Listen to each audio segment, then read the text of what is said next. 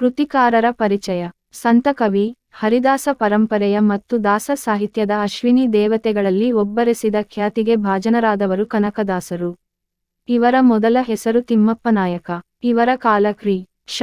1508. ಜನ್ಮಸ್ಥಳ ಹಾವೇರಿ ಜಿಲ್ಲೆಯ ಬಾಡ ಗ್ರಾಮ. ತಂದೆ ಬೀರಪ್ಪ ಹಾಗೂ ತಾಯಿ ಬಚ್ಚಮ್ಮ.